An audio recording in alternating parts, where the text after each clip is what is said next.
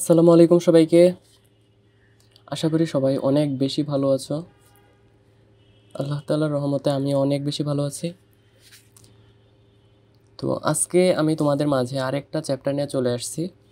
এটা হচ্ছে এসএসসি ফিজিক্সের চ্যাপ্টার নাম্বার 5, পদার্থের অবস্থা এবং চাপ। তো আমি তোমাদের আগে একটা স্পয়লার দিয়ে রাখি। স্পয়লারটা হচ্ছে, এই চ্যাপ্টারে তোমরা হয়তোবা অনেক কিছু শিখবা যেগুলো একদম নতুন, বাট খুশির ব্যাপার হচ্ছে এই চ্যাপ্টারের টপিকগুলো একদম সহজ। একদম মানে একদম পানির মতো সহজ। আমি জাস্ট ক্লাসে কথাগুলো বলবো, তুমি শুনবা, নোট করবা, এন্ড পরে বোর্ড কোশ্চেনগুলো সলভ করবা, শেষ। এই চ্যাপ্টারে তোমাকে কেউ আটকাইতে পারবে না। যাই হোক, তো এই পদার্থের অবস্থা ও চাপ যে চ্যাপ্টারটা, এই চ্যাপ্টারটা দেখো দুইটা পার্টে গঠিত, তাই না? দুইটা পার্ট নিয়ে গঠিত। একটা পার্ট হচ্ছে এটা, পদার্থের অবস্থা, এবং আরেকটা পার্ট হচ্ছে চাপ। তো অবশ্যই তাহলে আমরা দুইটা আলাদা পার্ট নিয়ে পড়াশোনা করবো, তাই না? তবে মজার ব্যাপার হচ্ছে পদার্থের অবস্থা টপিকটা একদম ছোট একটা টপিক এবং পুরোটাই থিওরি বেসড। সো পদার্থের অবস্থা নিয়ে আমাদের খুব বেশি মাথা ঘামাইতেই হবে না। আমাদের এই চ্যাপ্টারের মেইন ফোকাস হচ্ছে এই চাপ, এই টপিকটার উপরে। আচ্ছা, তো চলো আমরা আজকের ক্লাসটা শুরু করি। প্রথমে পদার্থের অবস্থা। এখন পদার্থের অবস্থা তিনটা, কঠিন, তরল এবং গ্যাসীয়। এই তিনটা অবস্থা সম্পর্কে আমরা খুব ভালো মতোই জানি। অ্যান্ড আমি শিওর যে এমন কোনো স্টুডেন্ট নাই ক্লাস 9-এ যে পদার্থের তিনটা অবস্থা, কঠিন, তরল এবং গ্যাসীয়, এই তিনটা অবস্থা সম্পর্কে জানে না। তবে তোমরা যা জানো না তাই হচ্ছে আমি পড়াবো। যাই হোক, তো পদার্থের অবস্থা পড়ার আগে কয়েকটা টার্ম আমি তোমাদেরকে বলি, যেগুলোর সাথে হয়তোবা তোমরা অপরিচিত থাকতেও পারো, আবার পরিচিতও থাকতে পারো। বাট আমি ধরে নিচ্ছি তোমরা এই টার্মগুলোর সাথে অপরিচিত। 1 নাম্বার টার্ম হচ্ছে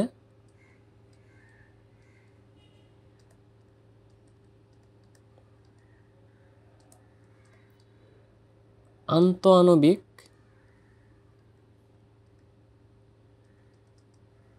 আকর্ষণ। ওকে, 1 নাম্বার বলতে মূলত এটাই হচ্ছে আমাদের নতুন টার্ম বলতে গেলে এই পার্টের বা এই পার্টের জন্য। এখন আন্তঃআণবিক আকর্ষণ কথাটা দ্বারা কি বোঝায়? চলো আমরা আন্তঃআণবিক কথাটাকে দুইটা পার্টে ভেঙে ফেলি। কি কি পার্ট? একটা পার্ট হচ্ছে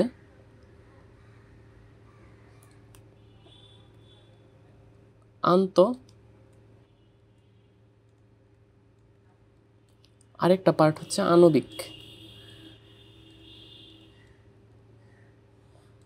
তো স্বভাবতই দুইটা টার্মের বা দুইটা পার্টের দুইটা ডিফারেন্ট মিনিং আছে।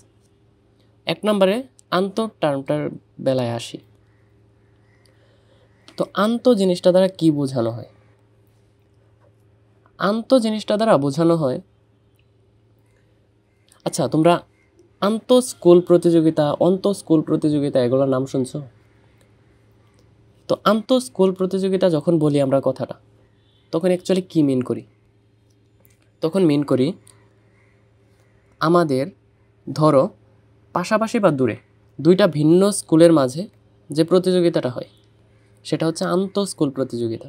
আর স্কুল প্রতিযোগিতা কি? স্কুল প্রতিযোগিতাটা হচ্ছে তুমি যেই স্কুলে পড়ো ওই স্কুলের মাঝেই এক ক্লাসের সাথে আরেক ক্লাসের প্রতিযোগিতা, অথবা তোমাদের ক্লাসেরই একটা টিমের সাথে আরেকটা টিমের প্রতিযোগিতা। এটা হচ্ছে স্কুল প্রতিযোগিতা। আর স্কুল কি? দুইটা ডিফারেন্ট স্কুলের মাঝে যে প্রতিযোগিতাটা হয়। সিমিলারলি তাহলে আমি এখানে কথাটার মিনিংটা কি লিখতে পারি?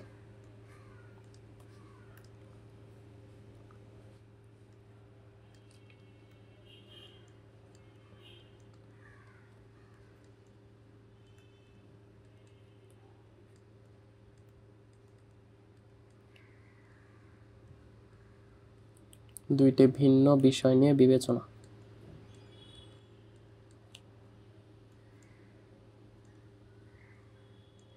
ওকে, এটা হচ্ছে আর আণবিক মানে কি? আণবিক মানে হচ্ছে অণু সংক্রান্ত, ওকে, বা মলিকিউল রিলেটেড,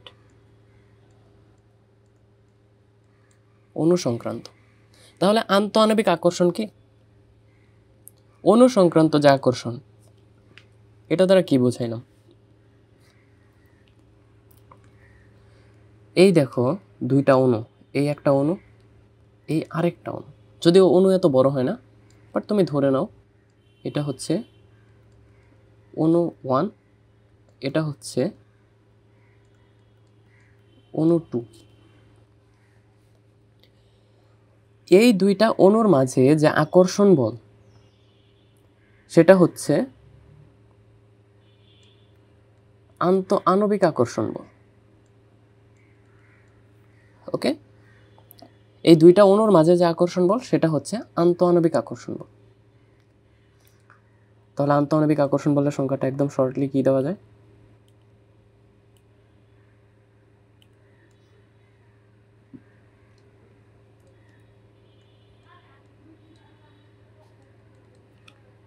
দুটি অণুর মধ্যকার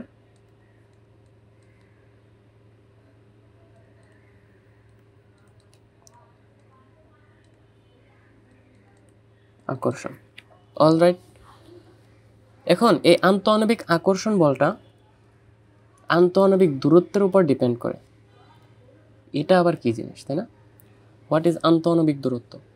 আন্তঃআণবিক দূরত্ব মানে দুইটা পরমাণুর মধ্যকার যে দূরত্ব, আমি ধরো এটাকে ডি দিলাম, এই ডিটাই হচ্ছে আন্তঃআণবিক দূরত্ব, ওকে।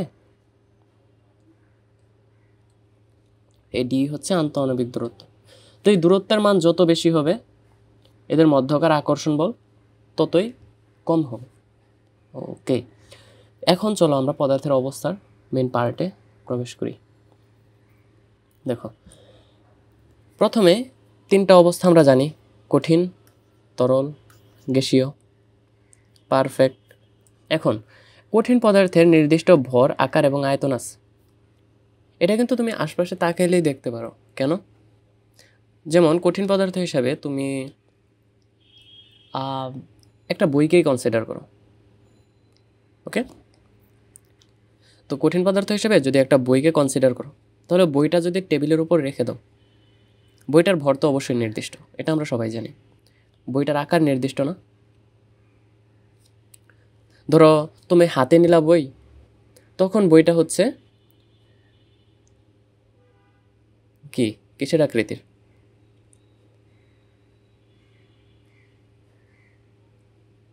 কিসের আকৃতির বলো? আয়তক্ষেত্রের মতো, সামথিং লাইক একটা ঘন বস্তু। এখন ওই বস্তুটা যখন টেবিলের উপর রেখে দাও, ওইটা কি বর্গাকার হয়ে যায় বা ঘনক আকৃতির হয়ে যায়, নাকি ওইটা বৃত্তাকার হয়ে যায়? অ্যাকচুয়ালি বৃত্তাকার হবে না। ওইটা কি তুমি হাত থেকে টেবিলে রাখলে ঘনক আকৃতির হয়, নাকি গোলক আকৃতির হয়ে যায়, নাকি সে যেরকম ছিল ওই রকমই থাকে? অবশ্যই সে যেরকম ছিল ওই রকম থাকে। এই জন্য এর আকার হচ্ছে নির্দিষ্ট। আর আয়তন নির্দিষ্ট কেন? আয়তন, ভরের পরিমাণ যদি কমে না বাড়ে, তাহলে এর আয়তন অবশ্যই নির্দিষ্টই থাকবে, নর্মাল সিনারিও। আচ্ছা, এনিওয়েজ, এখন তরলের বেলায় তরলের ভর এবং আয়তন নির্দিষ্ট, কিন্তু এর আকার নির্দিষ্ট না। তুমি যেই পাত্রে তরলকে রাখবা, ওই পাত্রেরই আকার সে ধারণ করবে। আর গ্যাসীয় পদার্থের ক্ষেত্রে কি, শুধুমাত্র হচ্ছে গ্যাসীয় পদার্থের ভর নির্দিষ্ট, নির্দিষ্ট আকার এবং আয়তন কিছুই নেই। এখন নির্দিষ্ট আকার নেই এটা বুঝতেছি, নির্দিষ্ট আয়তন নেই, এটা কিরকম কথা, তাই না? দেখো,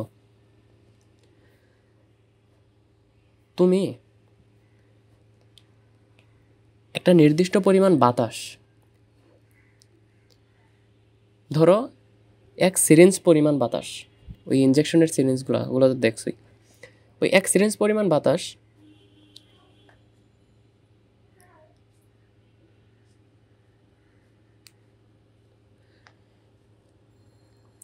প্রথমে একটা ফুটবলের ভিতর প্রবেশ করো, ওই সেম পরিমাণ বাতাস নিয়ে আবার একটা সাইকেলের চাকার ভিতর প্রবেশ করো। কি ঘটবে জানো? যেই পরিমাণ বাতাস ফুটবলে প্রবেশ করাইলা, ওই পরিমাণ বাতাসে কিন্তু সাইকেলের চাকায় প্রবেশ করেছ। বাট বাতাসটুকু ফুটবলের পুরো আয়তন জুড়ে চলাফেরা করবে, এবং সাইকেলের টায়ারের ক্ষেত্রেও সাইকেলের টায়ারের পুরো আয়তন জুড়ে সেম পরিমাণ বাতাস চলাফেরা করবে। অর্থাৎ তুমি যতটুকু আয়তন তাকে প্রোভাইড করবা সম্পূর্ণ আয়তন সে দখল করে বসে থাকবে। এটা হচ্ছে গ্যাসীয় পদার্থের একটা ধর্ম, এই জন্য এর আয়তনটা নির্দিষ্ট না। এখন কঠিন পদার্থের বেলায় অণুগুলো খুব কাছে কাছে অবস্থান করে। অ্যাকচুয়ালি এখানে কাছে কাছে হবে না, কাছাকাছি হবে। যাই হোক,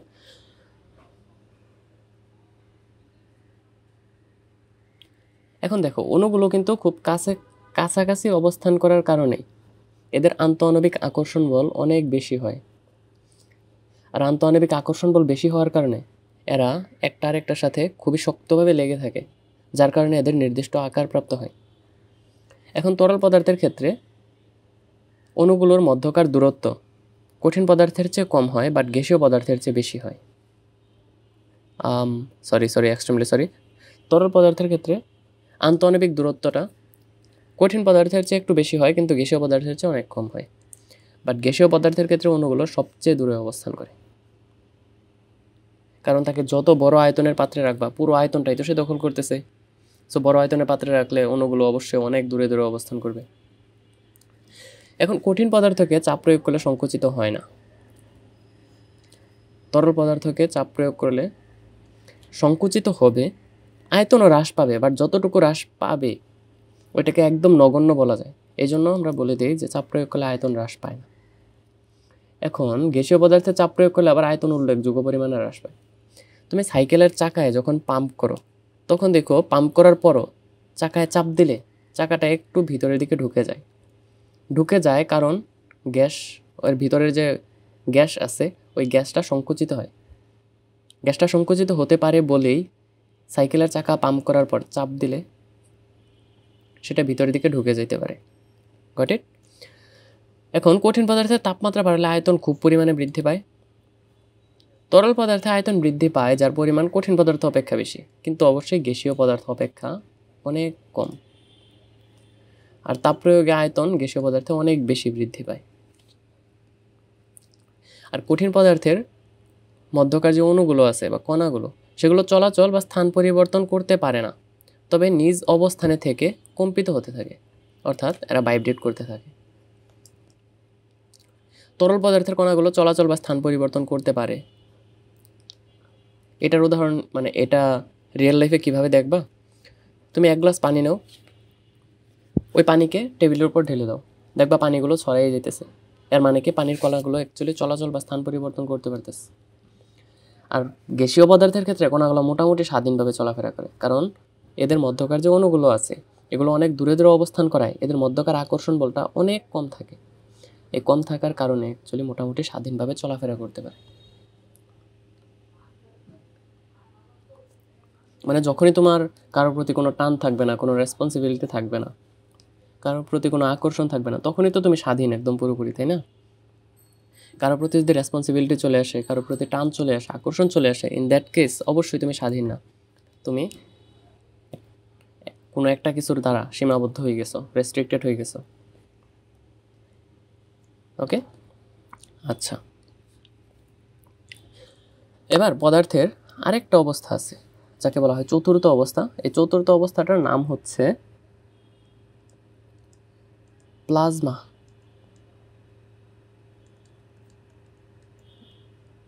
এটা অ্যাকচুয়ালি ইংলিশ ওয়ার্ডই, এর বাংলা মিনিংটা আমি জানি না, বইয়েও প্লাজমাই দেওয়া, সো তোমরা প্লাজমাই শেখো। তো এটা কি? এটা অ্যাকচুয়ালি প্লাজমা হচ্ছে আয়নিত গ্যাস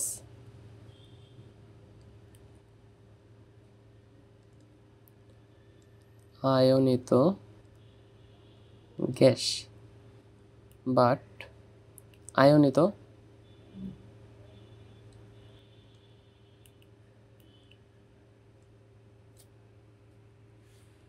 এটা হচ্ছে আয়নিত হবে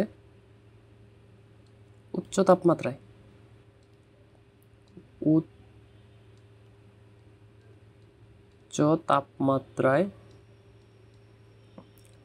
আয়নিত গ্যাস। তো এই প্লাজমাটা তৈরি করা হয় কিভাবে? তুমি যদি গ্যাসীয় পদার্থকে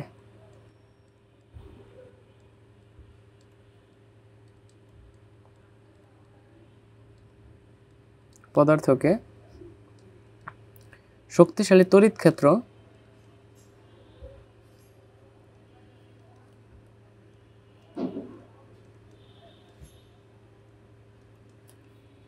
বা শক্তিশালী চৌম্বক ক্ষেত্রে রাখো।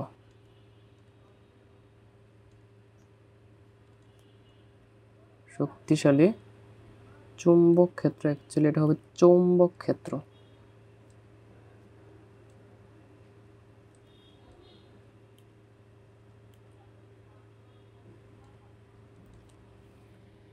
শক্তিশালী তড়িৎ ক্ষেত্র বা শক্তিশালী চৌম্বক ক্ষেত্রে রাখলে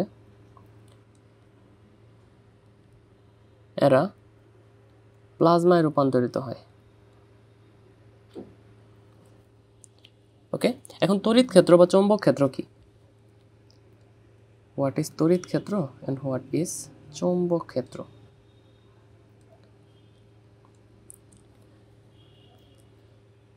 এগুলো একটা জিনিস বা একটা টপিক যেটা তোমরা জানতে পারবে স্থির তড়িৎ অধ্যায়ে। তো তখন পর্যন্ত একটু মনে রেখে দাও, স্থির তড়িৎ অধ্যায়, আর একটা অধ্যায় হচ্ছে তড়িৎ প্রবাহের চৌম্বক ক্রিয়া।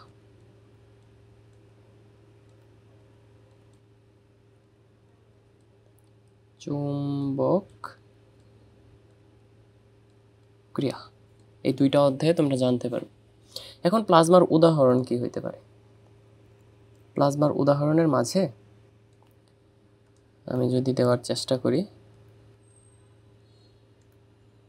উদাহরণ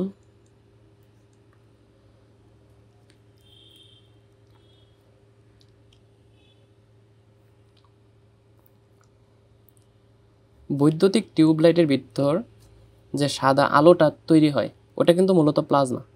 তো এই উদাহরণগুলো আমি তোমাদের একদম বই থেকে, বইয়ে যেভাবে মেনশন করা আছে একদম ওইভাবে তোমাদের তুলে দেওয়ার ট্রাই করতেছি, কারণ আলটিমেটলি তোমার পরীক্ষায় অ্যান্সার তো করতে হবে বইয়ে যেভাবে দেওয়া আছে ওইভাবেই।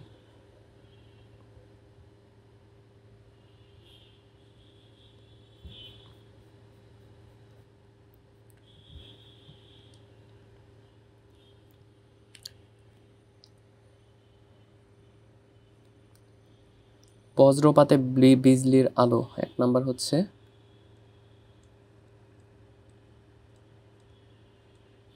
বজ্রপাতে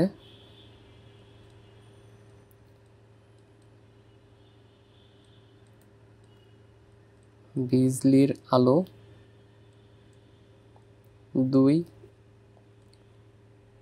দুইতে কি দেওয়া আছে?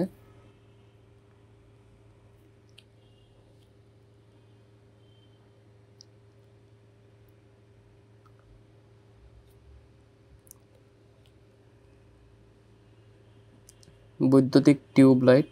আচ্ছা, টিউবলাইটগুলো দেখছো তো তোমরা, তাই না? লম্বা লম্বা যে এই কাচের লাইটগুলো থাকে ওগুলো হচ্ছে টিউবলাইট। বৈদ্যুতিক টিউবলাইট। 3 নম্বরে হচ্ছে নিয়ন লাইট।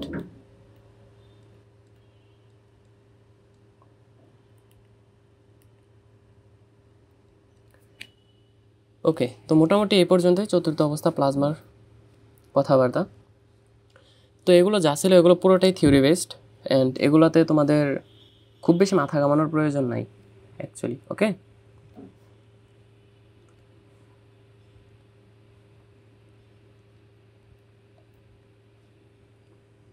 ওকে, তো এখন চলো আমরা আমাদের চ্যাপ্টারের মেন যে টপিকগুলো আছে ওগুলোতে সুইচ করি। 1 নাম্বার, চাপ। আমাদের অধ্যায়ের নামটাই হচ্ছে এটার উপর বেস করে।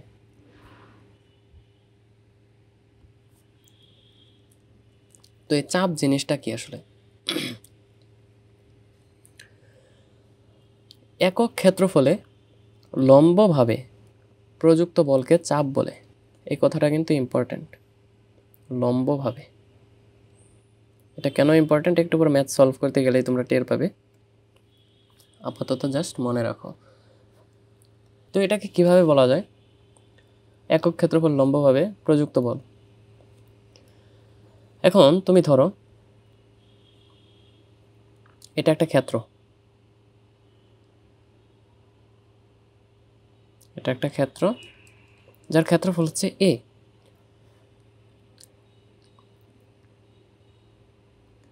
এই এ ক্ষেত্রফলের কোনো একটা বস্তুর উপর তুমি একদম লম্বভাবে বল প্রয়োগ করলে, একদম সোজা লম্বভাবে বল প্রয়োগ করলে এফ পরিমাণ, অলরাইট, এ ক্ষেত্রফলের উপর লম্বভাবে এফ পরিমাণ বল প্রয়োগ করছো, তাহলে ওই ক্ষেত্রে চাপের পরিমাণটা কি হবে জানো? কি হবে দেখাচ্ছি, এখানে খেয়াল করো। এ ক্ষেত্রফলে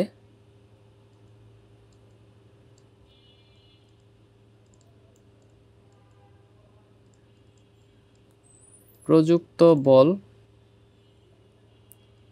হচ্ছে এফ পরিমাণ, তাই না?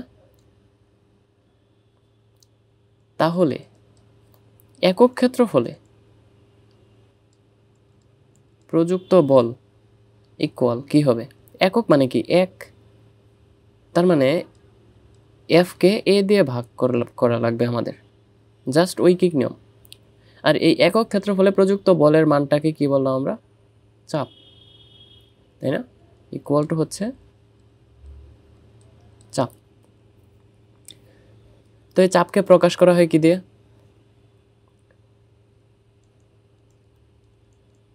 চাপকে হচ্ছে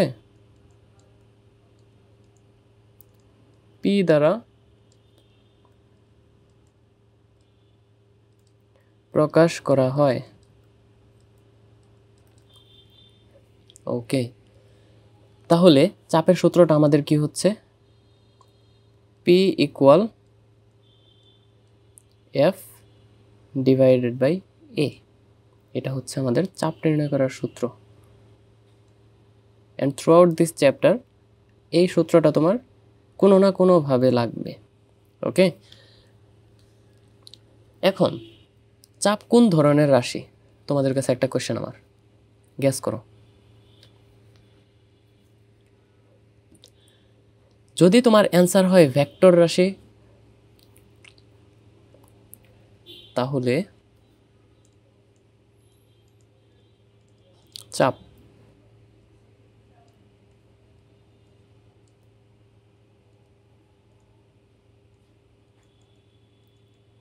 ভেক্টর রাশি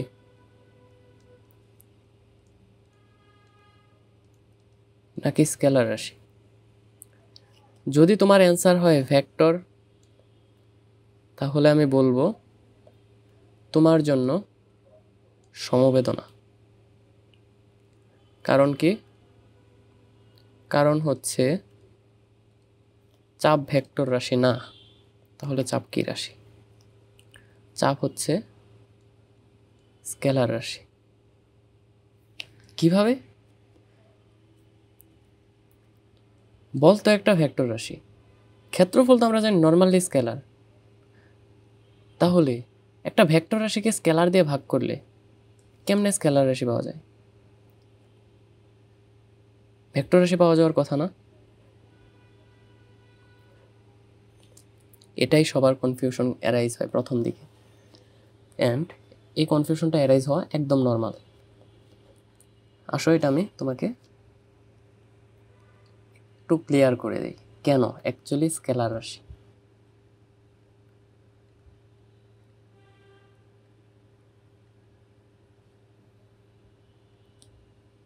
কেন? হোয়াই? কারণ দেখো, আমরা প্রথমেই বলে দিছি একক ক্ষেত্রফলে লম্বভাবে প্রযুক্ত বলকে চাপ বলে। আমরা ভেক্টর রাশি অ্যাকচুয়ালি কোনগুলাকে বলি?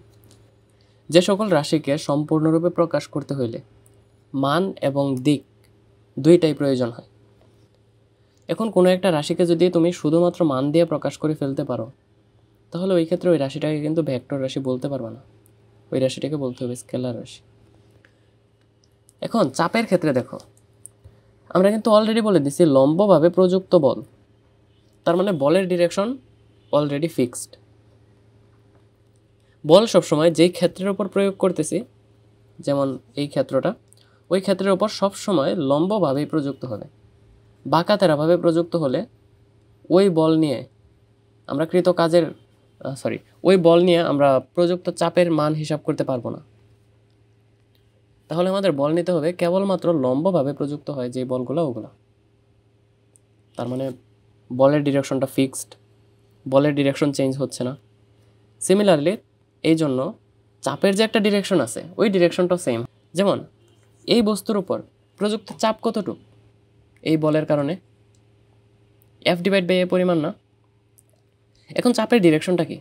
বস্তু তুমি যে অবস্থায় রাখবা তার লম্ব বরাবর হচ্ছে চাপ সে অনুভব করবে। তার মানে চাপের ডিরেকশন ফিক্সড। এর কারণ হচ্ছে ডিরেকশন ফিক্সড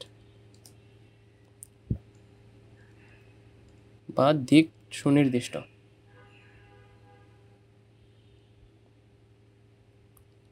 ডিরেকশন ফিক্সড বা হচ্ছে দিক সুনির্দিষ্ট। সবসময় কি হবে? এটা অলওয়েজ তলের লম্ব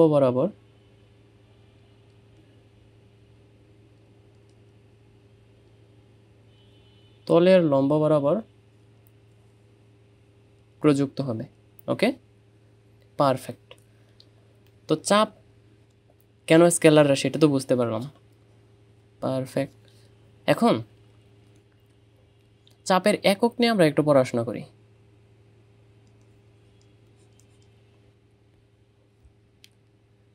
আমরা কি পড়ে আসলাম? P = F/A, তাই না? তাহলে চাপের একক কি হবে? তাহলে চাপের একক হবে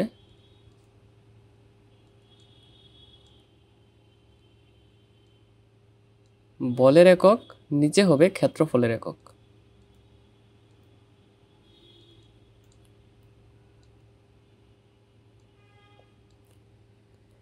ইকুয়াল টু কি? চাপের একক। ওকে, ভালো, বুঝতে পারলাম। তাহলে পি এর এককটা কি হবে? বলের একক কে জানি আমরা? নিউটন। ক্ষেত্রফলের একক কি? Metre square. তার মানে চাপের একক হচ্ছে N/m²। তবে বিজ্ঞানী প্যাসকেল চাপ নিয়ে কাজ করার কারণে চাপের প্রচলিত একক হচ্ছে, কিন্তু প্রচলিত একক হচ্ছে PA। এটাকে বলা হয় প্যাসকেল।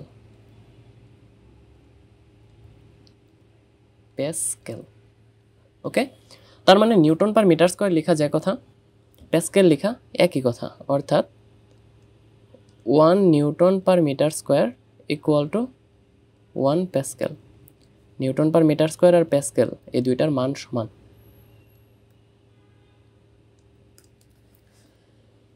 ওকে, তো এই যে লিখলাম N/m² আর প্যাসকেল, এটা হচ্ছে চাপের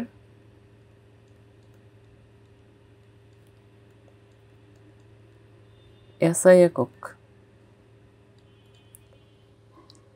তাহলে চাপের অবশ্যই CGS ইউনিটে, FPS ইউনিটে একক থাকবে, তাই না? তো চাপের CGS ইউনিটে এককটা হচ্ছে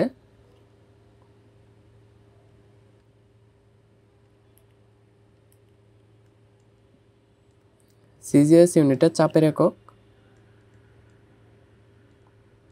Dyn/cm²। অথবা এইভাবে দিই, তাহলে হয়তো বা তোমাদের কনফিউশন এরাইজ কম হবে। Dyn/cm²। কারণ কি? কারণ আমরা জানি SI ইউনিটে বলের একক হচ্ছে ডাইন, CGS ইউনিটে বলের একক হচ্ছে ডাইন, আর CGS ইউনিটে ক্ষেত্রফলের একক হচ্ছে cm²। এই জন্য CGS ইউনিটে চাপের একক হচ্ছে Dyn/cm²। ওকে, তাহলে FPS ইউনিটে কি হবে? গ্যাস করো।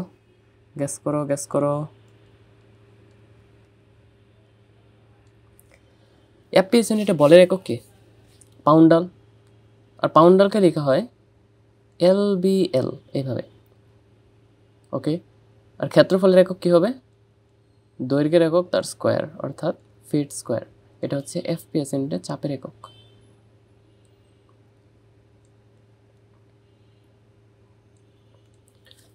তারপর চাপের আরেকটা একক আছে, আমি সবগুলা সিলেক্ট করে একটু ছোট করার ট্রাই করি।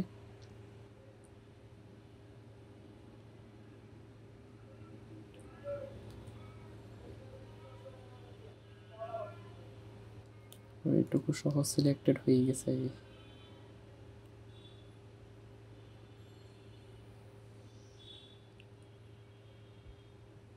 ওকে, পারফেক্ট। তো এটাকে এখানে রাখো। চাপের আরও কিছু ইউনিট আছে, সেটা কি? অ্যাটমসফিয়ার চাপের আরেকটি একক।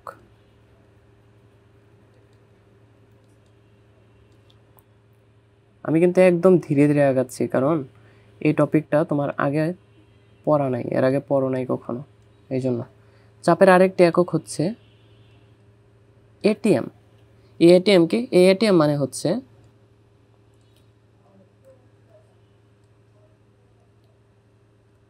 অ্যাটমসফিয়ারিক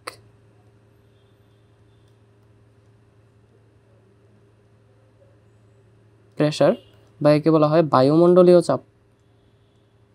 আমাদের চারপাশে যে বায়ুমণ্ডল আছে, ওই বায়ুমণ্ডল প্রতি বর্গ মিটারে বা একক ক্ষেত্রফলে কি পরিমাণ চাপ প্রয়োগ করে, অ্যাকচুয়ালি কি পরিমাণ বল প্রয়োগ করে, সেটাই হচ্ছে অ্যাটমসফিয়ারিক প্রেশার, বায়ুমণ্ডলীয় চাপ। তো এই 1 এটিএম আর 1 প্যাসকেলের সাথে অবশ্যই একটা সম্পর্ক আছে, তাই না? সম্পর্কটা কি? 1 এটিএম ইকুয়াল টু হবে, এই মানটা একটু কেমন জানি উল্টাপাল্টা টাইপ মান, তোমার মনে রাখতে হবে, করার কিচ্ছু নাই। 1.013 ইন্টু 10⁵ প্যাসকেল। অর্থাৎ বায়ুমণ্ডল, আমাদের আশপাশে যা দেখতেছি, ইভেন আমাদের শরীর, এই প্রত্যেকটা জিনিসের উপর প্রতি বর্গ মিটারে এত বড় একটা মানের বল প্রয়োগ করে। ওকে, প্রতি বর্গ মিটারে 1,00,000 নিউটনের উপর বল প্রয়োগ করে আমাদের উপর বায়ুমণ্ডল, মানে আশপাশে বায়ুমণ্ডল। তার মানে বায়ুমণ্ডলীয় চাপ কিন্তু হিউজ একটা অ্যামাউন্টের চাপ, বাট ওইটা আমরা ফিল করতে পারি না। কারণ কি জানো? এর কারণটা হচ্ছে আমাদের দেহে তো ব্লাড আছে, তাই না? তো ওই ব্লাড, মানে আমাদের ব্লাডের যে প্রেশার, ওই প্রেশারটা হচ্ছে বায়ুমণ্ডলীয় প্রেশারের চেয়ে আরও অনেক বেশি। এই জন্য আমরা অ্যাকচুয়ালি বায়ুর চাপটা ফিল করতে পারি না। ওকে, তো এখন আরও ইউনিটগুলোর মাঝে সম্পর্কটা একটু দেখার ট্রাই করি। দেখো, 1 প্যাসকেল ইকুয়াল কত dyne per centimetre square? 1 pascal equal তো আমরা জানলাম 1 newton per metre square, but কত ডাইন পার সেন্টিমিটার স্কোয়ার? ওইটা চলো আমরা একটু পাশে নোট করি, এইখানে, যে 1 প্যাসকেল ইকুয়াল কত ডাইন পার সেন্টিমিটার স্কোয়ার। এখন দেখো, আমরা 1 প্যাসকেল মানে কি জানি? 1 নিউটন পার মিটার স্কোয়ার না? সো 1 এখানে লেখা যায় কথা, না লেখা সেম কথা।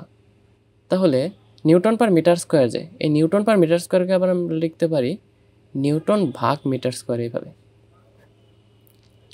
এখন বিষয়টা হচ্ছে 1 নিউটন মানে আমরা কত জানতাম? সেই বল চ্যাপ্টারের নোটটা চেক দাও। 1 নিউটন মানে জানতাম আমরা 10⁵ ডাইন। ওকে, আর নিচে দেখো 1 মিটার মানে আমরা জানি 100 সেন্টিমিটার, সেই মিটারের ওপর আবার স্কোয়ার। তো এখানে আলটিমেটলি আমার হিসাব করলে আসবে হচ্ছে 10 ডাইন পার সেন্টিমিটার স্কোয়ার। ওকে, তাহলে 1 pascal equal 1 newton per metre square equal to হবে 10 ডাইন পার সেন্টিমিটার স্কোয়ার। এই জিনিসটাও পারলে মনে রেখে দিও। এখন তোমার একটা হোমওয়ার্ক থাকবে। হোমওয়ার্ক হচ্ছে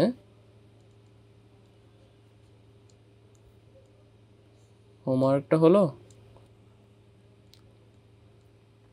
1 প্যাসকেল ইকুয়াল কত?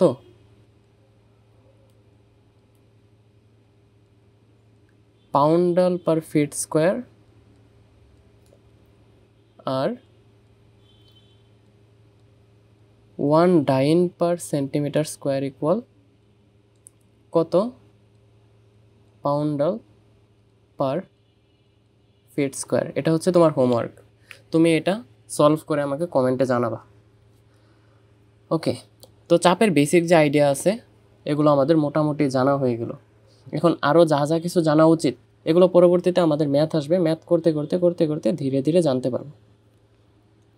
তো চলো এখন আমরা ম্যাথে চলে যাই, কারণ একটানা অনেকক্ষণ যদি থিওরি পড়তে থাকো তাহলে একঘেয়েমি ধরে যাবে। এজন্য আমরা ম্যাথ করে আমাদের ব্রেনকে একটু শান্তি দিই, একটু বিরাম দিই।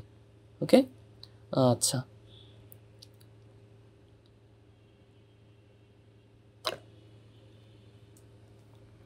এক নম্বর কোশ্চেনে কি বলছে দেখো, এটা আমরা করব সলভ।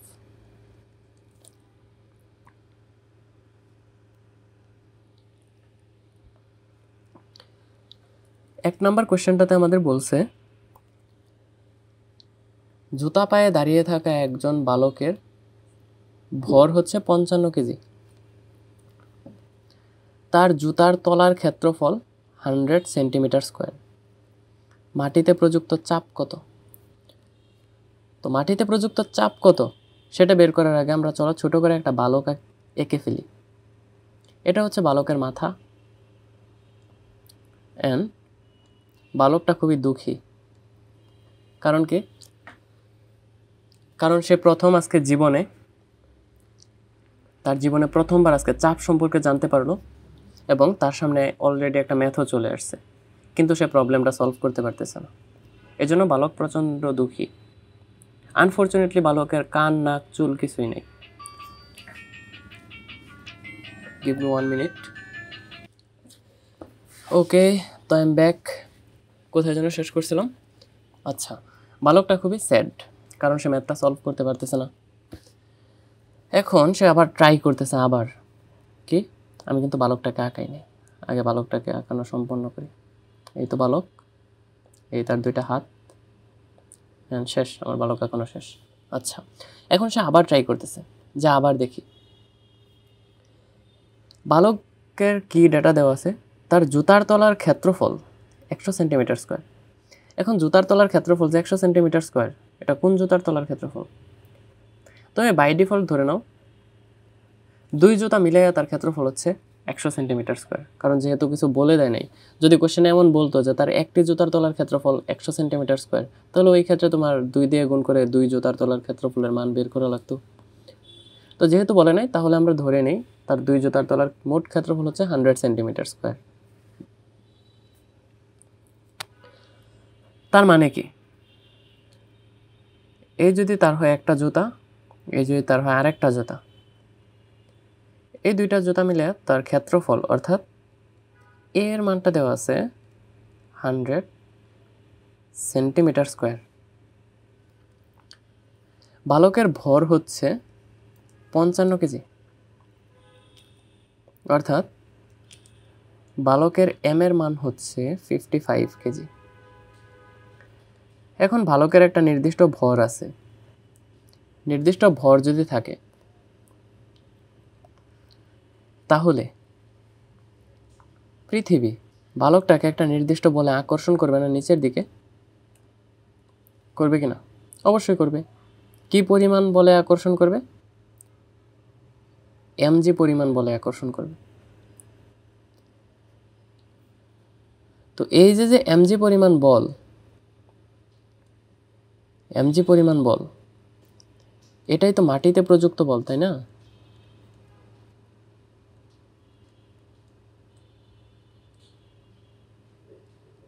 মাটিতে প্রযুক্ত বল। ওকে, তো এখন আমরা চলো আরেকটু ইজিলি চিন্তা করি। এই পাশে আমাদের কেসটা ড্র কী করব, ড্র করব হচ্ছে এটা হচ্ছে মাটি। এবার বালককে আঁকাবো না, এবার মাটি নিয়ে চিন্তা করতেছি আমরা। এটা মাটির উপর কি পরিমাণ বল প্রয়োগ হচ্ছে? মাটির উপর বল প্রয়োগ হচ্ছে mg পরিমাণ। কতটুকু ক্ষেত্রফলের উপর? বালকের জুতার ক্ষেত্রফল যতটুকু, অতটুকু ক্ষেত্রফলের মাটির উপরে অ্যাকচুয়ালি বলটা প্রয়োগ হচ্ছে, তার মানে এ পরিমাণ ক্ষেত্রফলের উপর। তাহলে প্রযুক্ত বল F ইকুয়াল mg, এখান থেকে মানটা কত আসে? 55 ইন্টু 9.8, রাইট? তো এটাকে যদি আমি ক্যালকুলেট করি তাহলে আসবে 55 ইন্টু হচ্ছে 9.8, 539 নিউটন। অ্যান্ড এই বল যেটা, এই যে একটা বল, এটা মাটির সাথে একদম লম্ব বরাবর আছে না? তার মানে এই বলের জন্য অ্যাকচুয়ালি চাপটা প্রযুক্ত হবে। অলরাইট, তাহলে এখন আমরা কি জানি? আমরা জানি, sorry for extreme bad handwriting, বহুদিন যাবৎ প্যান্টে টাচ করি না, এই জন্য আজকে একটু আনকমফোর্টেবল লাগতেছে। যাই হোক, তো আমরা জানি হচ্ছে চাপ P equal to F divided by A। এখানে তুমি F এর মানটা বসিয়ে দাও। F এর মান হচ্ছে 539 নিউটন, A এর মান হচ্ছে 100 centimetre square. But centimetre square তো আমাদের লাগবে না, তাই না?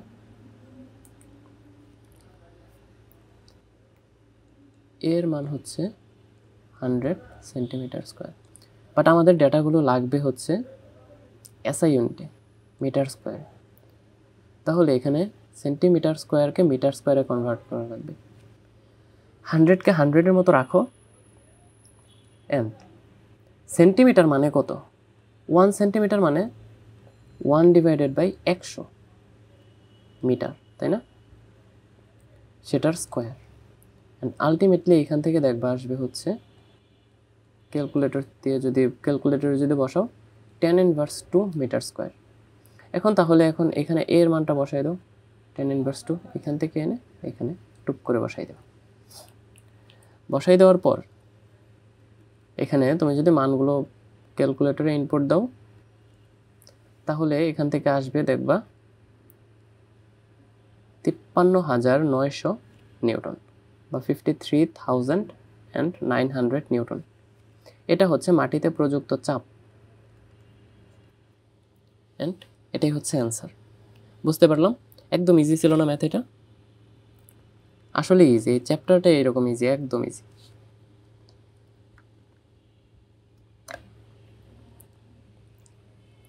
এখন এই কোশ্চেনটা দেখো, এটা তো আরও সহজ।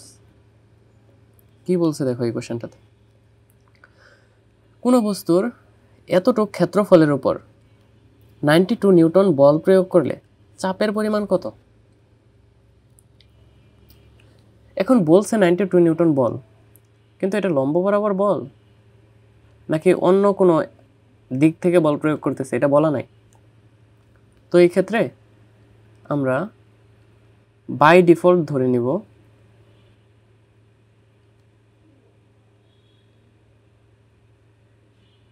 লম্ব বরাবর বল। মানে বল কোন দিকে প্রয়োগ করা হয়েছে সেটা যদি না বলে শুধু বলের মান দিয়ে দেয় তাহলে আমরা ওইটা ধরেই নেব যে লম্ব বরাবর বল প্রয়োগ করা হয়েছে, কারণ তাছাড়া তো আমাদের এই ম্যাথ সলভ করা সম্ভব না, তাই না? আচ্ছা, আর এইখানে এর মান দেওয়া আছে 4 মিটার স্কোয়ার। এখন আমরা কি জানি?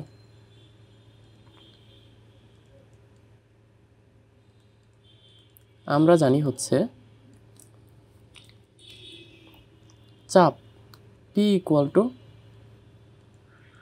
F divided by A। F এর মান ডিরেক্টলি দেওয়া আছে 92 নিউটন, A এর মান হচ্ছে 4.25। অ্যান্ড এটা আলটিমেটলি যদি ক্যালকুলেটরে বসাও, তোমরা একটু ইকুয়ালগুলো একটু নিচে নিচে দিও, এক লাইনে দিলে আমি জানি না বোর্ডে কোনো ঝামেলা করবে কিনা। 92 ডিভাইড বাই 4.25, এখানে তোমার মানটা আসবে হচ্ছে একটু বিশ্রী টাইপ মান, আনফরচুনেটলি করার কিছুই নেই। মানটা আসবে হচ্ছে 21.64706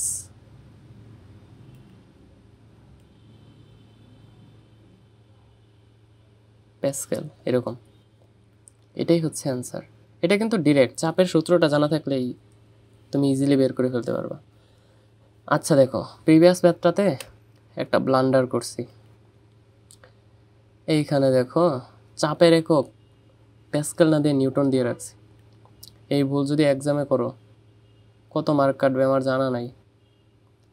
স্যারের খুব বেশি যদি মাথা নষ্ট হয়ে থাকে, রাগ উঠে থাকে, তাহলে ঘ নাম্বার কোশ্চেনে এই কোশ্চেনটা আসলে 2 মার্ক কেটে দিতে পারে, বাট 1 মার্ক তো কাটবে, এটা শিওর। সো এই ইউনিটে ভুল করা যাবে না। আমি ভুল করতেই পারি, কারণ ক্লাসে ভুল করাটা আমার জন্য অপরাধ না, তোমারও বাসায় পড়ার টাইমে ভুল করাটা অপরাধ না, বাট এক্সামে যাতে ভুল না হয়। ওকে, আচ্ছা এরপরের ম্যাথটা দেখো। এটা একটু হালকা একটু interesting math. 15 metre per second চলমান, কি চলমান? 15 মিটার পার সেকেন্ড বেগে চলমান। এরকম টাইপিং মিস্টেক করি, আল্লাহ। আচ্ছা, 15 মিটার পার সেকেন্ড বেগে চলমান একটি ঘনক আকৃতির বক্স, ওকে বক্স, কোনো দেয়ালে আঘাত পেয়ে 0.01 সেকেন্ড সময়ে থেমে গেলে ঘনকটির ওপর প্রযুক্ত চাপ কত? ঘনকের ধার 15 সেন্টিমিটার। এখানে ধার মানে কি? ধার মানে হচ্ছে ঘনকের বাহু। ওকে, ঘনকের বাহু মানে হচ্ছে ঘনকের ধার, ধার মানে হচ্ছে বাহু। ওকে, এখানে দেখো কাহিনীটা কি হয়েছে, আমি কাহিনীটা তোমাকে ড্র করে দেখাই। এই তো ফাইন, 15 মিটার পার সেকেন্ড বেগে একটা ঘনক, এটা মোটামুটি ঘনক হয়েছে, আচ্ছা ধরো হয়েছে, পারফেক্ট হওয়ার তো দরকার নাই। আচ্ছা, তো এই ঘনকটা কি করতেছিল? ঘনকটা হচ্ছে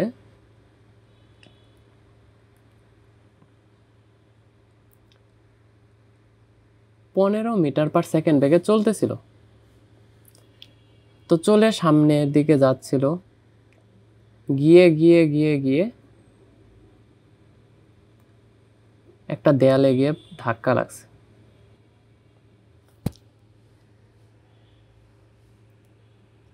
কি হয়েছে?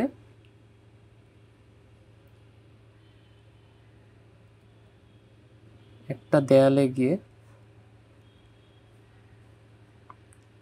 ধাক্কা লেগে গেছে। ধাক্কা লাগার কারণে এর ব্যাগ হয়ে গেছে 0 মিটার পার সেকেন্ড। এন্ড ধাক্কা লেগে কতটুক সময়ের মধ্যে থামছে বলছে? টি ইকুয়াল হচ্ছে 0.01 সেকেন্ড। এই সময়ের মধ্যে সে থেমে গেছে। আমাকে বের করতে বলছে ঘনকটির উপর প্রযুক্ত চাপ। ঘনকের ধার দেওয়া আছে 15 সেন্টিমিটার। আচ্ছা, ঘনকের ধার দেওয়া আছে 15 সেন্টিমিটার, ওটা নিয়ে আমরা মাথা পরে ঘামাই। আমরা প্রথম কেসটা চিন্তা করি। দেখো, ঘনকটা যে 15 মিটার পার সেকেন্ড বেগে গতিশীল ছিল, সে তো সামনের দিকে আগাচ্ছিল সমবেগে, খুব সুন্দর, গিয়ে সামনে একটা দেয়াল পেল, অ্যান্ড দেয়ালে হচ্ছে ঠাস করে ধাক্কা লাগলো। ঠাস করে ধাক্কা লাগলো। তো ঠাস করে ধাক্কা লাগার কারণে সে একদম স্থির হয়ে গেছে, তার ব্যাগ হয়ে গেছে 0। তার মানে আগে একটা ব্যাগ ছিল, শেষে ব্যাগ কমে নির্দিষ্ট একটা মানে পরিণত হয়েছে। সময় লাগছে এত সেকেন্ড, 15 মিটার পার সেকেন্ড থেকে 0 মিটার পার সেকেন্ডে আসতে। তাহলে এইখান থেকে, হ্যাঁ দেখো, এইখান থেকে আমরা কি ত্বরণের অ্যাকচুয়ালি মন্দনের মান বের করতে পারবো?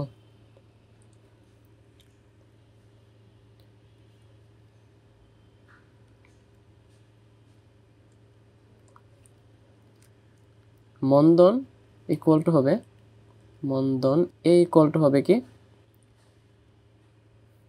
আমি কিন্তু মন্দন বলে দিছি, তার মানে হবে আদি বেগ মাইনাস শেষ বেগ ডিভাইড বাই নিচে হবে সময় 0.01, তার মানে এখান থেকে আসবে ultimately 1500 metre per second square. আমরা কিন্তু মন্দনের মান পেয়ে গেছি। আমরা যদি মন্দনের মান পাই তাহলে ঘনকের উপর প্রযুক্ত বলের মান তো অবশ্যই পাবো, তাই না? তাহলে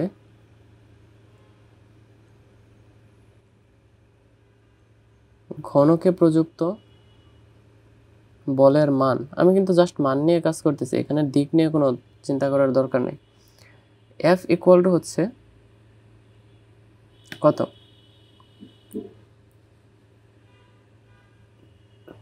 এফ ইকুয়াল এম এ। এখন এম এর মান তো দেওয়া নাই কোশ্চেনে, কি করব? কিছুই করতে হবে না, এমকে এম এর মতো রেখে দাও।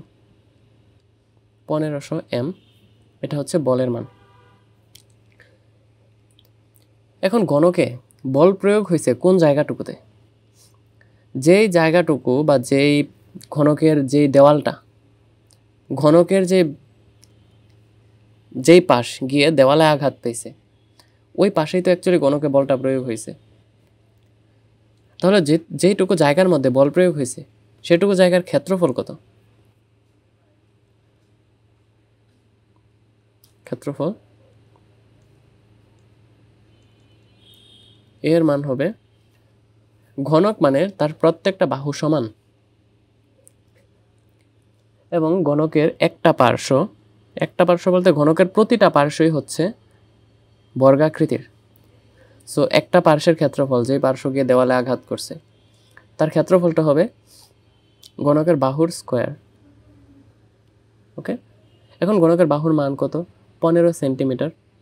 15 সেন্টিমিটারকে লেখা যায় 0.15 মিটার, তার স্কোয়ার হচ্ছে ঘনকের ক্ষেত্রফল। সরি ঘনকের ক্ষেত্রফল না, ঘনকের যেই পার্শ্ব গিয়ে দেওয়ালে হিট করছে ওই পার্শ্বের ক্ষেত্রফল। তো এখান থেকে মানটা আসতেছে 0.0225 মিটার স্কোয়ার। তাহলে এখন প্রযুক্ত চাপ কত?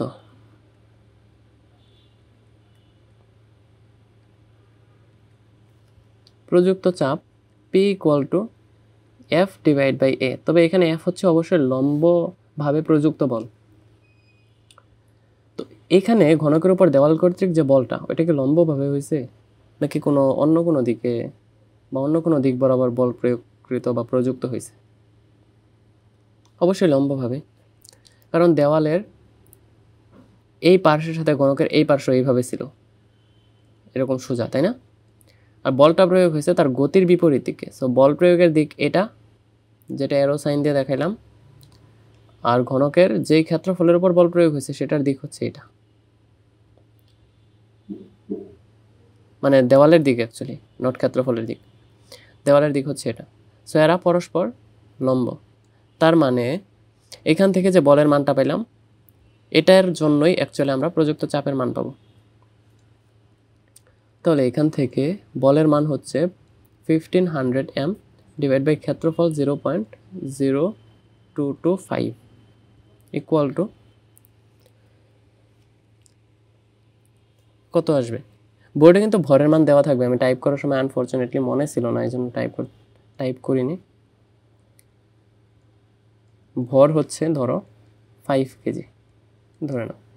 তাহলে এখান থেকে তুমি যদি বসাও মানগুলো 1500 ইন্টু 5 ডিভাইড বাই 0.0225, এখান থেকে আলটিমেটলি মানটা আসবে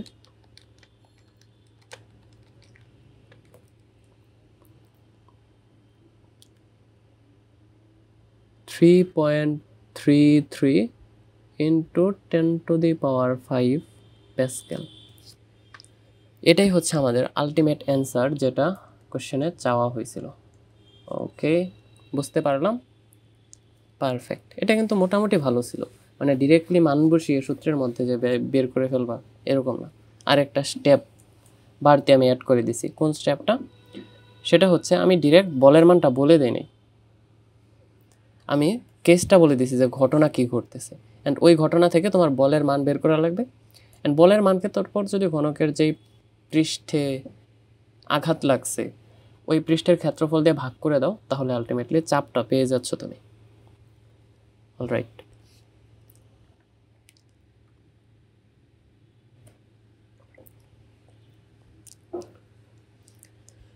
এবার দেখো লম্ব বল না দিয়ে বলটাকে একটু হেলাই দিছি, দেওয়ালের সাথে 20 ডিগ্রি কোণে 50 নিউটন বল প্রযুক্ত হলে দেওয়ালে প্রযুক্ত চাপ কত? ধরে নাও একক ক্ষেত্রফলে প্রযুক্ত হচ্ছে। আচ্ছা, ধরো এটা হচ্ছে দেওয়াল,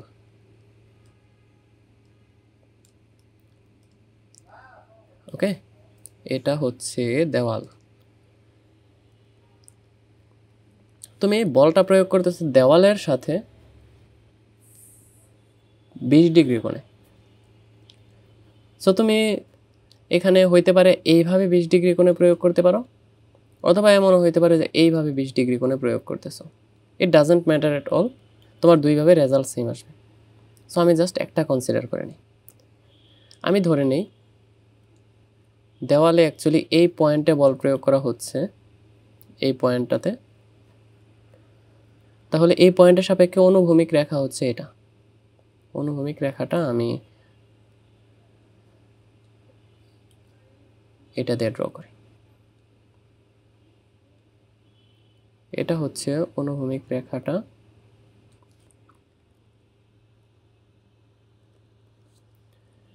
অ্যান্ড তোমার বলটা প্রয়োগ হচ্ছে ধরো এইভাবে, এইভাবে, এর মান হচ্ছে 50 নিউটন। অ্যান্ড এটা এই কোণের মানটা 20 ডিগ্রি। এখন একটু চিন্তা করে দেখো, আমি ভেক্টর শিফটিংয়ের কথা বলছিলাম না বল চ্যাপ্টারে, যে এই পয়েন্টে হেড রাখা যায় কথা, ডিরেকশন চেঞ্জ না করে যদি এই পয়েন্টে টেইলটা রাখো এই ভেক্টরের, তাহলে আলটিমেট রেজাল্টে তোমার চেঞ্জ আসবে না। সো আমরা চলো এই পয়েন্টে টেইলটা রাখি। আমরা অ্যাকচুয়ালি বলটাকে শিফট করে এইখানে বসাই দিলাম, এই বরাবর। অলরাইট, তাহলে আমাদের এই কোণটা ছিল 20 ডিগ্রি, তাহলে এই কোণের বিপ্রতীপ কোণ হচ্ছে এটা, তার মানে এই কোণের মান আর এই কোণের মান কিন্তু সমান। সো আমরা এই কোণের মানও ধরতে পারি 20 ডিগ্রি। পারফেক্ট, এবার চলে এগুলো মুছে দিই। ওকে, এখন দেখো, এখন আসবে আমাদের উপাংশে বিভাজনের নিয়ম নীতি। যার সাথে অ্যাঙ্গেল আছে ওই বরাবর বলের যে একটা উপাংশ, এই বলের যে দিক বরাবর অ্যাঙ্গেলটা আছে ওই দিক বরাবর উপাংশটা কত হবে? বলের মানটা কিন্তু 50 নিউটন।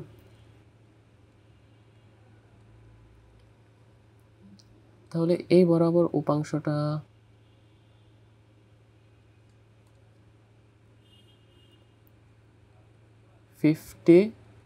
cos 20 ডিগ্রি হবে, একদম বেসিক। অ্যান্ড যার সাথে অ্যাঙ্গেল নাই সেই বরাবর হবে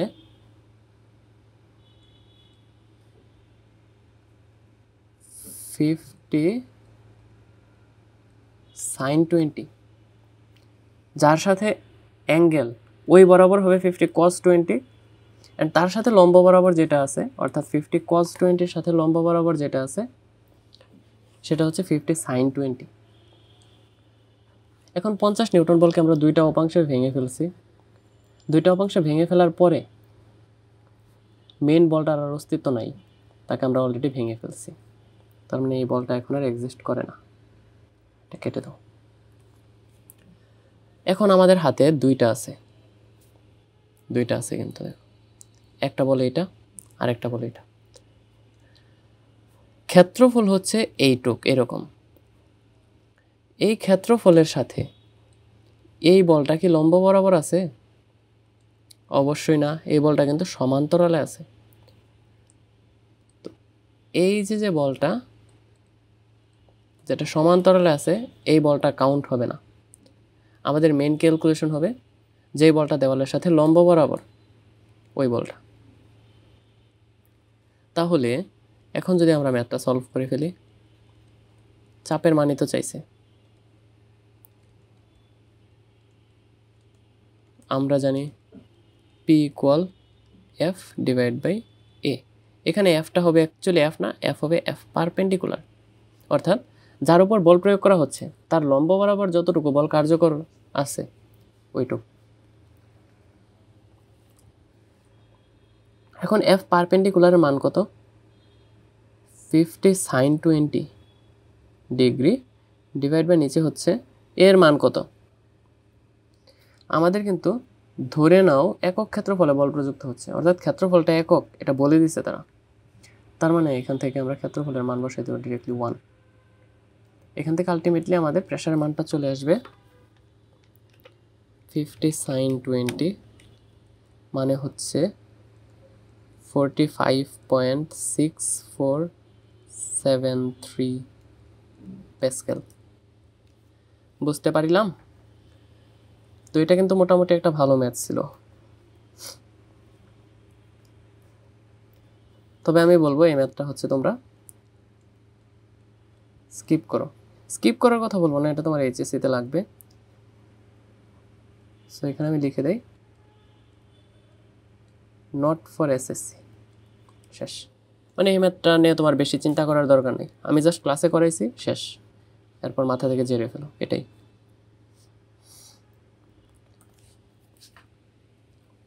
তো এই পর্যন্ত আমাদের চাপ টপিকটা ছিল। চাপ মূলত আমাদের সম্পূর্ণ শেষ হয় নাই, আরেকটা পার্ট আছে চাপের, ওইটা নেক্সট ক্লাসে যদি সম্ভব না হয় তারপরের ক্লাসে পড়াবো। তবে আজকে আপাতত এই পর্যন্তই। চাপের যতটুকু পারলাম এইটুকু আগে প্রসেস করো, এইটুকু শিখো, একদম মাথায় গেঁথে ফেলো, তারপর ওই পার্টটুকু আমি নিয়ে আসবো। তো এখন আমরা চলো পড়াশোনা করি একটু আরেকটা টপিক নিয়ে, আরেকটা one of the most important topic, সেটা হচ্ছে ঘনত্ব। তো এই ঘনত্ব জিনিসটা কি? ঘনত্ব জিনিসটা হচ্ছে এটা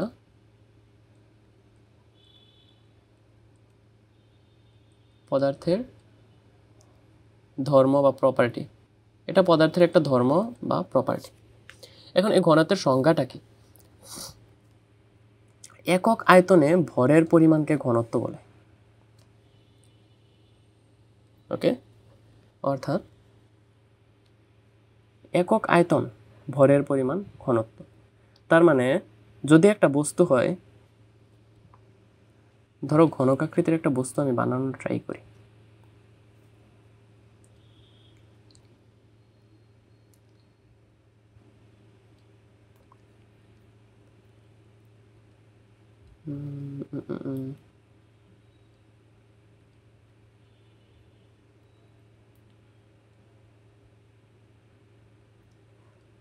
এই তো মোটামুটি একটা শেপে আসছে।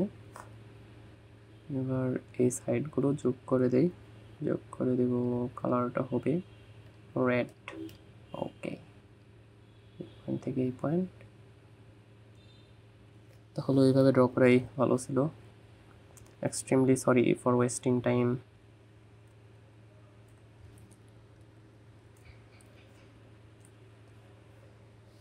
আচ্ছা, তো ঘনকটা হবে কিছুটা এরকম। তো আচ্ছা, এটাই হচ্ছে আমাদের ঘনক। তো এটার আয়তন ধরো ভি, ওকে, এটা আয়তন ভি, এবং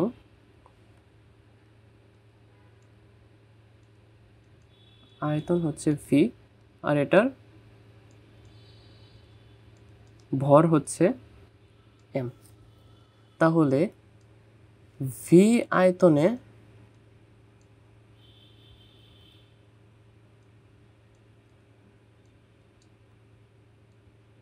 ভর হচ্ছে এম। তাহলে একক আয়তনে ভর ইকুয়াল কি? M divide by V. And একক আয়তনে যে ভরটা, ওটাই আমাদের ঘনত্ব না? ওটাই কিন্তু আমাদের ঘনত্ব। একক আয়তনে যে ভরটা, সেটাই হচ্ছে ঘনত্ব। তাহলে আমরা ঘনত্ব কি এটা বুঝে গিয়েছি। ঘনত্ব একটা প্রপার্টি বা পদার্থের ধর্ম, এবং এটা হচ্ছে একক পরিমাণে ভরের পরিমাণ, একক আয়তনে ভরের পরিমাণ। তো এই ঘনত্বকে অ্যাকচুয়ালি এই চিহ্নটা দ্বারা প্রকাশ করা হয়। ওকে, এই চিহ্ন। তো এই চিহ্নটার নাম কি? এটা ইকুয়াল টু হচ্ছে এম ডিভাইডেড বাই ভি। এই যে আমি একটু বাঁকা করে লিখলাম একটা চিহ্ন, এই চিহ্নটা, এটাকে বলা হয় রো। ইংলিশে যদি লিখি RHO, এই চিহ্নটার নাম হচ্ছে রো। এটা একটা গ্রিক লেটার। তো এই চিহ্নটা মূলত ঘনত্ব প্রকাশে ব্যবহৃত হয়। তো ঘনত্ব রো ইকুয়াল কি? তাহলে একক আয়তনে ভর, বা rho equal M divide by B. তাহলে এখান থেকে পরবর্তী লাইন কিন্তু লেখা যায়, উভয় পক্ষকে যদি ভি দ্বারা গুণ করো, তাহলে লিখতে পারবা এম ইকুয়াল রো ভি। তোমার মূলত মেইনলি এই সূত্রটা বেশি লাগবে। মানে আমি বলবো এটা মুখস্থ করে রাখো, উপরেটা মুখস্থ রাখার দরকার নেই। এম ইকুয়াল রো ভি, এটা প্রচুর পরিমাণ লাগবে। তো ঘনত্ব ইকুয়াল আমরা কি জানলাম? ভর ডিভাইড বাই আয়তন। ঘনত্ব পদার্থের একটা ধর্ম।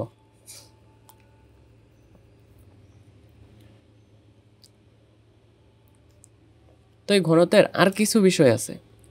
আমি প্রথমেই ঘনত্বের এককটা নিয়ে কথা বলি। হ্যাঁ, ঘনত্বের একক হচ্ছে একক আয়তনে ভর, মানে ভরের একক ডিভাইডেড বাই আয়তনের একক, অর্থাৎ কেজি পার মিটার কিউব। এটা হচ্ছে এসআই ইউনিট। সিজিএস ইউনিটে কি হবে? কেজির পরিবর্তে ভরের একক সিজিএস এ গ্রাম, আর দৈর্ঘ্যের একক হচ্ছে সেন্টিমিটার। তাহলে গ্রাম পার সেন্টিমিটার কিউব, এটা হচ্ছে সিজিএসএ। ঠিক তেমনিভাবে এফপিএসে হবে। এফপিএসে ভরের একক কি? পাউন্ড, আর দৈর্ঘ্যের একক ফিট। তাহলে পাউন্ড পার ফিট কিউব, এটা হচ্ছে এফপিএসে। এটা কিন্তু এফপিএস মানে ফুট পাউন্ড সেকেন্ড বা feet pound second, not frame per second. Okay, আচ্ছা। তো ঘনত্বের মাত্রা কি হবে? মাত্রা কিন্তু আমি মুখস্থ করতে কখনোই বলি না, মাত্রা তুমি নিজে বের করবে একক থেকে। ভরের মাত্রা হচ্ছে এম, দৈর্ঘ্যের মাত্রা এল, ইনভার্স 3 থার্ড ব্র্যাকেট দিয়ে আবদ্ধ করে দেওয়া, শেষ। মাত্রা বের করা হয়ে গেছে। এটা হচ্ছে ঘনত্বের মাত্রা। আমি মনে হয় চাপের মাত্রাটা লিখতে ভুলে গেছিলাম, আনফরচুনেটলি। চাপের মাত্রাটা লিখি।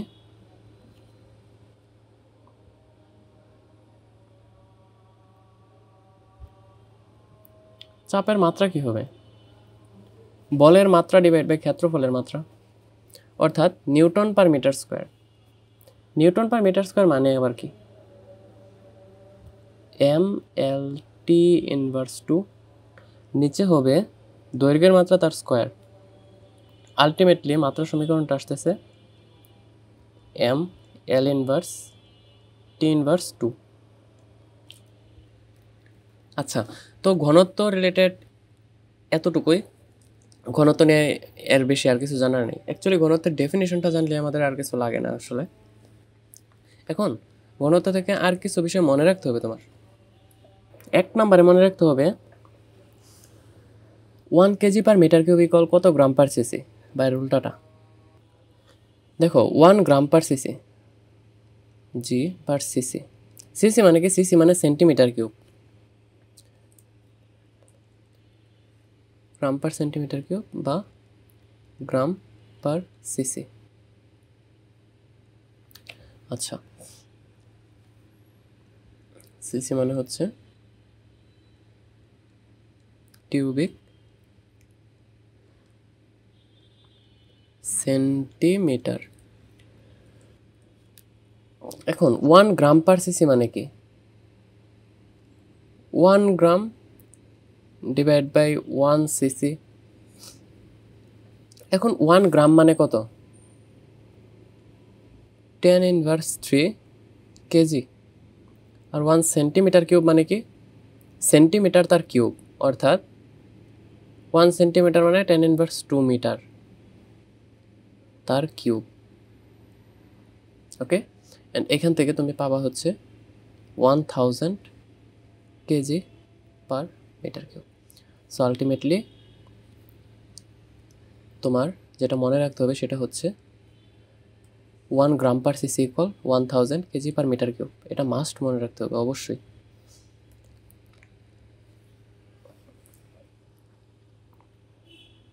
এখন আরও কিছু মনে রাখতে হবে। কি, এই পাশে লিখবো আমি উপাদান, এই পাশে লিখবো হচ্ছে ঘনত্ব। উপাদান যদি হয় বাতাস,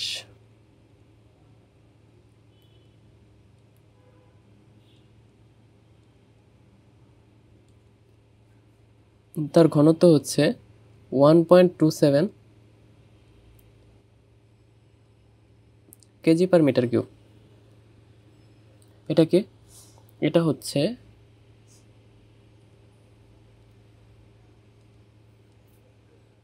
স্বাভাবিক তাপমাত্রা ও চাপে।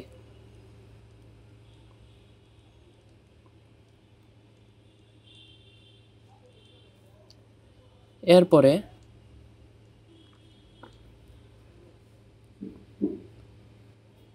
2 নম্বর হচ্ছে তোমার লোহা। লোহার ঘনত্ব হচ্ছে 7800 কেজি পার মিটার কিউব। 3 নম্বর হচ্ছে পারদ, এটা মাস্ট মনে রাখতে হবে। পারদ হচ্ছে 13600 কেজি পার মিটার কিউব। 4 নম্বর হচ্ছে সোনা। সোনার ঘনত্ব হচ্ছে 19300 কেজি পার মিটার কিউব। তো এই মানগুলো তোমাকে একটু কষ্ট করে হলেও মনে রাখতে হবে।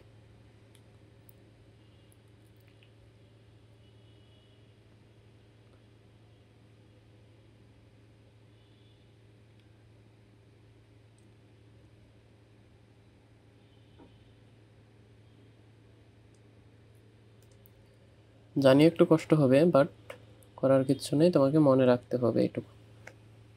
বাতাসের হচ্ছে 1.27, লোহা 7800, পারদ 13600, সোনা হচ্ছে 19300 কেজি পার মিটার কিউব। কারণ কি, কারণ এগুলো দেখা যায় মাঝে মধ্যে এমসিকিউতে ডিরেক্টলি দিয়ে দেয়, সো মুখস্থ করা ছাড়া এগুলো কোনো রাস্তা নেই। ওকে, আচ্ছা এবার চলো ম্যাথ করি। ম্যাথে দেখো বলছে কি, 1 টুকরা বারের ভর 15 গ্রাম, প্রস্থচ্ছেদের ব্যাস 4 সেন্টিমিটার। এখন বারটিকে তরলে ফেলা হলে উপরিতল থেকে 3 সেন্টিমিটার নিচে বারের উপরের প্রান্ত এবং 8 সেন্টিমিটার নিচে নিচের প্রান্ত অবস্থান করে। বারের ঘনত্ব কত? কিছুই বুঝি নাই, বোঝার দরকারও নাই, আমি তোমাকে আগে বিষয়টা দেখাই। ধরো আনলিমিটেড অ্যামাউন্ট অফ ওয়াটার আছে এক জায়গায়, তরল পদার্থ, মানে ধরো একটা বড় পুকুর বা সাগর। এই তো পানি ড্র করি। আচ্ছা, তো এখানে কি করছো, এখানে একটা বারকে তরলে ফেলে দিছো, ধরো এইভাবে। তরলে ফেলে দেওয়ায় বারটা ডুবে গেছে। কীভাবে ডুবছে? এমনভাবে ডুবছে যে তরলের উপরিতল মানে এই যে লেভেলটা, এই লেভেল থেকে 3 সেন্টিমিটার নিচে বারের উপরের প্রান্ত, অর্থাৎ এইখান থেকে এই পর্যন্ত হচ্ছে 3 সেন্টিমিটার।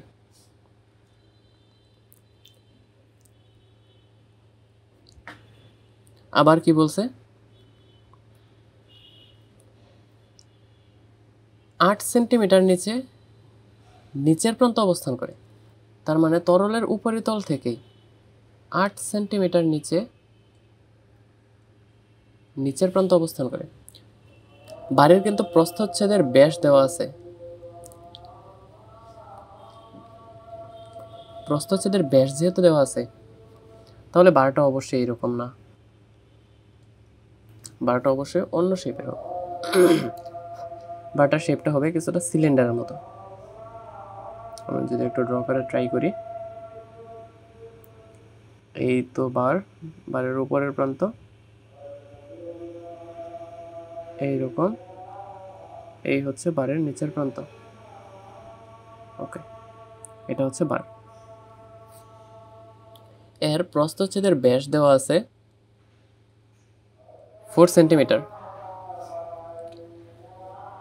ওকে, এখন দেখো H1 যদি হয় 3 সেন্টিমিটার তরলের উপরিতল থেকে বারের উপরের প্রান্ত, এবং H2 যদি হয় 8 সেন্টিমিটার অর্থাৎ তরলের উপর থেকে বারের নিচের প্রান্ত, তাহলে আসলে বারের উচ্চতা কতটুকু? H2 minus H1, 8 minus 3, 5 centimetre. এটাকে এটা হচ্ছে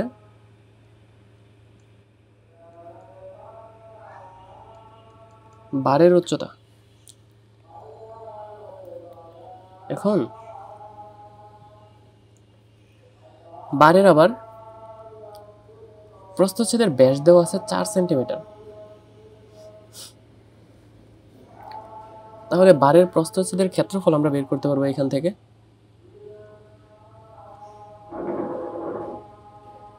প্রস্থচ্ছেদের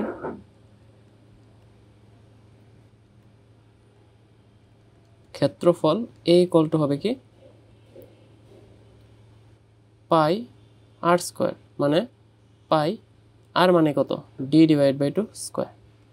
এখান থেকে আসতেছে পাই ইন্টু ডি মানে 4 সেন্টিমিটার, তার মানে 4 × tan inverse 2 মিটার /2 তার স্কয়ার।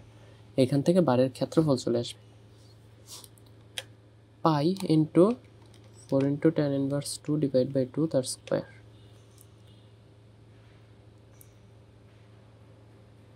তো এখানে 4 পাই ইন্টু tan inverse 4 আসতেছে।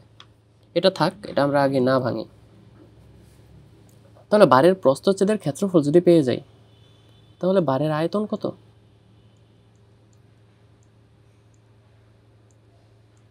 আয়তন ইকুয়াল কি জানি? প্রস্থচ্ছেদের ক্ষেত্রফল ইন্টু উচ্চতা। তাহলে প্রস্থচ্ছেদের ক্ষেত্রফল হচ্ছে 4 পাই ইন্টু tan inverse 4। উচ্চতা কত পাইছি?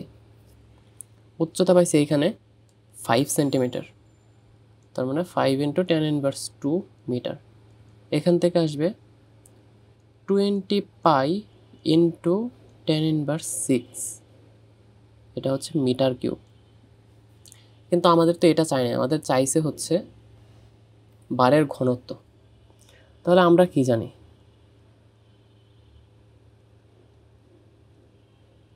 আমরা কি এমনটা জানি? ঘনত্ব rho equal to m/v, right? m এর মান কত দেওয়া আছে? 15 গ্রাম, মানে কত 15 × tan inverse 3 কেজি। এসআই ইউনিটে কনভার্ট করলাম।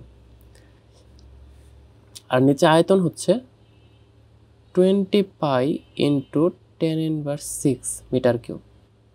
আলটিমেটলি ক্যালকুলেটরে যদি এটা তুমি বসাও 15 × tan inverse 3 / 20 pi into tan inverse 6, তাহলে এটার ঘনত্ব চলে আসতেছে 238.7324 কেজি পার মিটার কিউব। ওকে, তাহলে 238.7324 এটা ঘনত্ব পেলাম। তার মানে অ্যাকচুয়ালি এখান থেকে যে তরলটা বলা ছিল এই তরলটা অ্যাকচুয়ালি পানি হবে না। ওকে, কেন পানি হবে না এটা এই চ্যাপ্টারের আর কিছু দূর আগানোর পর বুঝতে পারবা, তবে এখন বুঝে নাও যে পানি হবে না, এটা শিওর। আর ঘনত্বের এখানে আরেকটা জিনিস আমি লিখে রাখি, সেটা হচ্ছে পানির ঘনত্বটা তোমার অবশ্যই মনে রাখতে হবে। পানির ঘনত্ব হচ্ছে, এটা একদম সহজ মনে রাখা, 1000 কেজি পার মিটার কিউব। এটা একবারে মনে হবে না, এটা অনেকবার পড়া লাগবে, পড়তে তারপর মনে হবে। এখন দেখো এই ম্যাথটা তোমার হোমওয়ার্ক থাকবে। এই প্রবলেমটা কি দেখো, একটা চোঙ, তার ভূমির ক্ষেত্রফল 0.2 মিটার স্কোয়ার এবং উচ্চতা হচ্ছে 0.5 মিটার। চোঙটিকে পূর্ণ করতে 80 কেজি কেরোসিনের প্রয়োজন হয়। কেরোসিনের ঘনত্ব নির্ণয় করতে বলছে। একদম সেম ম্যাথ, তবে এখানে চোঙ মানে হচ্ছে সিলিন্ডার, এটা জাস্ট মনে রেখো। চোঙ হচ্ছে সিলিন্ডারের বাংলা। আচ্ছা, সিলিন্ডারে DAR হবে না DER হবে, তুমি একটু দেখে নিও, স্পেলিং মিস্টেক হইতেই পারে। তো এটা হচ্ছে তোমার থাকবে হোমওয়ার্ক।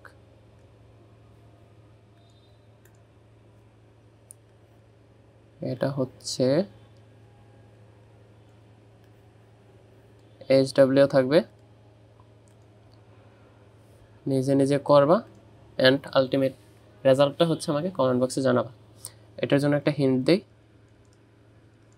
হিন্ট হচ্ছে V = AH আর রো = M/V। এটা হচ্ছে হিন্ট। একদম ইজি ম্যাথ, জাস্ট সূত্র বসাবা, ম্যাথ সলভ করবা, শেষ। এবার দেখো একটা ইংলিশ ম্যাথ।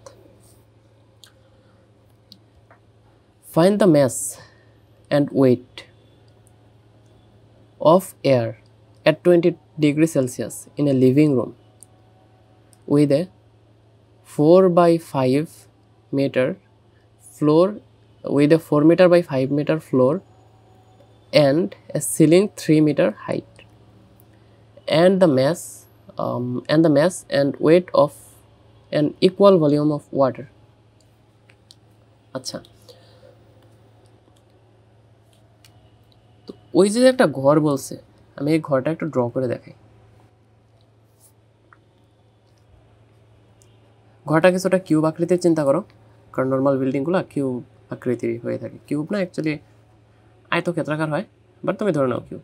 আচ্ছা, কিউব ধরতে হবে না, আয়তক্ষেত্রই ধরো। এটা আমি কপি করে পেস্ট করব ওই পেজে।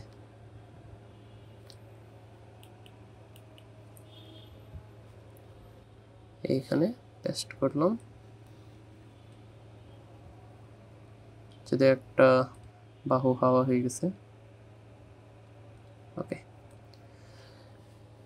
একটা না দুইটা বাহু হাওয়া হয়ে গেছে। ওকে, তো এটা হচ্ছে আমাদের ঘর। এই ঘরে কি দেওয়া আছে তোমার দেখো, living room with a 4 metre by 5 metre floor, মানে 4-এর ডাইমেনশন হচ্ছে 4 মিটার বাই 5 মিটার। 4-এর প্রস্থ 4 মিটার এবং দৈর্ঘ্য হচ্ছে 5 metre. And a ceiling 3 metre high, মানে ফ্লোর থেকে তোমার সিলিংয়ের উচ্চতাটা দেওয়া আছে 3 মিটার।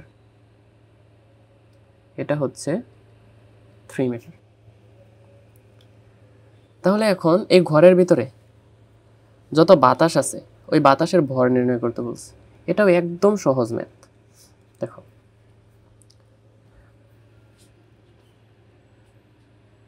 কি অবস্থা, শেষ? না সমস্যা নাই, চলে আসো। তো এখানে বলছে হচ্ছে বাতাসের ভর নির্ণয় করতে। আমরা একটু আগে পড়লাম M = ρV। আমি কিন্তু এই ফর্মুলাটা মনে রাখার জন্য বলে দিয়েছিলাম, তাই না? তো এখন দেখো, আমার এখানে প্রথমে বাতাসের ভর নির্ণয় করতে বলছে। তাহলে এই এমকে আমরা M air বলি। M air ইকুয়াল, তাহলে ঘনত্বটা হবে বাতাসের ঘনত্ব। আমার লাগবে এখানে আয়তন। ভলিউম ইকুয়াল কি জানি আমরা, ক্ষেত্রফল ইন্টু উচ্চতা। 3 মিটার যে এটা কিন্তু উচ্চতা, এটা হচ্ছে কি প্রস্থ মানে উইথ, ডব্লিউ দ্বারা প্রকাশ করা হয়, আর এটা হচ্ছে দৈর্ঘ্য মানে এল, লেন্থ।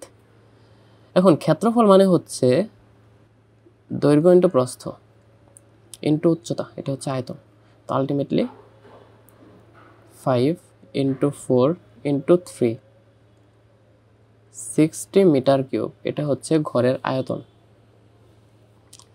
এখন বাতাসের ঘনত্ব, আমি কিছুক্ষণ আগে যে কিছু ঘনত্বের কথা মনে রাখতে বললাম, সেখানে কিন্তু দেখো বাতাসের ঘনত্বটা লেখা ছিল 1.27 KG per metre cube, right?